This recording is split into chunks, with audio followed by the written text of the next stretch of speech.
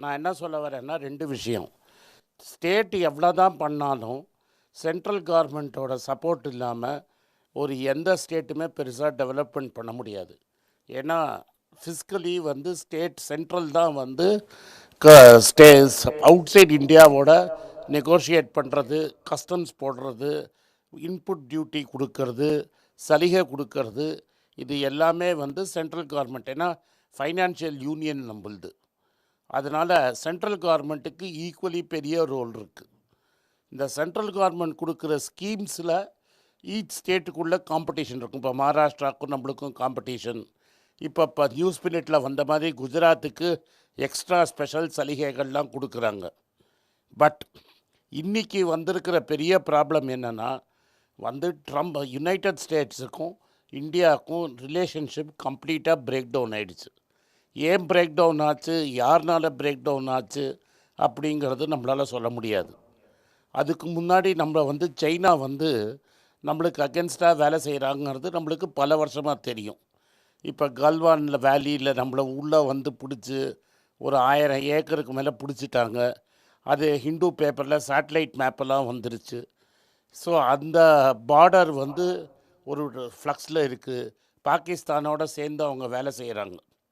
So top 2 கண்ட்ரீஸோட நம்மளுக்கு economic relations இல்லாமல் India ஒரு வல்லரசாகும், மேனுஃபேக்சரிங் சூப்பர் பவர் ஆகுங்கிறது ரொம்ப கஷ்டம். ஸோ நீங்கள் சொல்கிறது வந்து அமெரிக்காவோடைய நல்லுறவில் இருக்கணும், சைனாவோடைய நல்லுறவில் இருக்கணுன்றீங்க. சைனா அண்டை நாடு, ஒரு மோதல்கள் இருந்தாலும் இப்போ கொஞ்சம் அந்த பதட்டம் தணிஞ்சது மாதிரி இருக்குது. பட் ட்ரம்ப் வந்த பிறகு ஒரு மிகப்பெரிய தள்ளாட்டமும் தடாலடியாக அவர் பண்ணக்கூடிய செயலால் எதிர்கொள்ளும் பேச்சுவார்த்தை நடத்துகிறாங்க, வர்த்தக பேச்சுவார்த்தை. அதில் எந்த முன்னேற்றத்தையும் இவங்களால் அடைய முடியலையே 2 நாட்டாலையும். சார் குணா சார், நீங்கள் எப்படி பார்க்கணுன்னா, ட்ரம்ப்புக்கும் மோடிக்கும் ஒரு லாங் ரிலேஷன்ஷிப் இருக்குது. ட்ரம்ப் வந்து எல்லாமே ஒரு டிரான்சாக்ஷனல் ரிலேஷன்ஷிப்பில் பார்க்குறவர். எப்போதுமே எல்லாமே அவர் ஒரு பிஸ்னஸ் மேன் மாதிரி தான் பார்ப்பார்.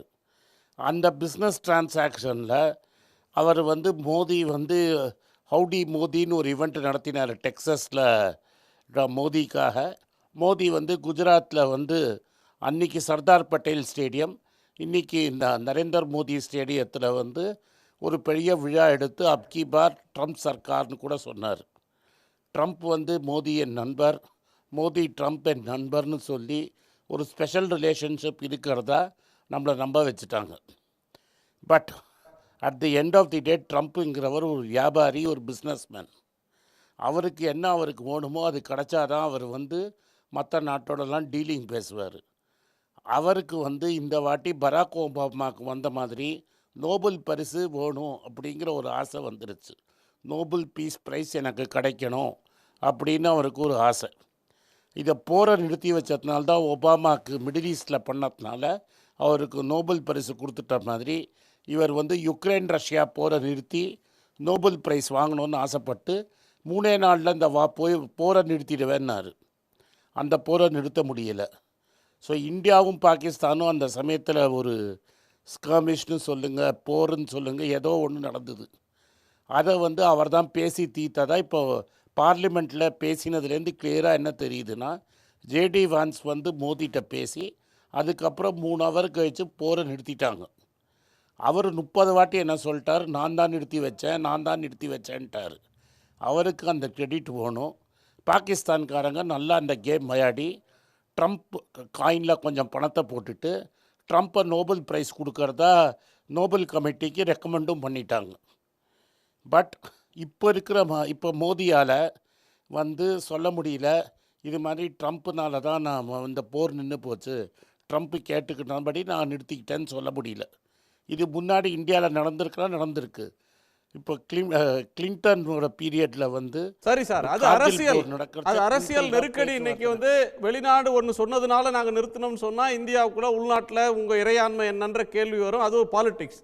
அதை நீட்சியாக நடக்கிற வர்த்தக சிக்கல்களை பேசலாம். இப்போ அவர் போட்டிருக்கிற டியூட்டி 25% அப்படின்றதும் பக்கத்து நாடுகளுக்கு குறைவாக போட்டிருக்கிறதும் என்ன மாதிரியான சேலஞ்ச்? இன்னொன்று பெனால்ட்டின்னு ஒன்று சொல்கிறார், அபராதம். அது எத்தனை சதவீதம் விதிப்பாங்க அப்படின்னு இந்த நொடி வரையிலும் தெரியல. சப்ஸ்டான்ஷியலாக இருக்கும்னு சொல்கிறார். அதை நோக்கி தான் ஏற்றுமதியாளர்கள் கலங்கி போயிருக்கிறாங்க. மினிமம் 50% இருக்கும் சார். இந்த 50% டியூட்டியை இவங்க 50% போட்டு அவர் உங்களை நெகோசியேஷன் டேபிளுக்கு கூப்பிடுறாரு.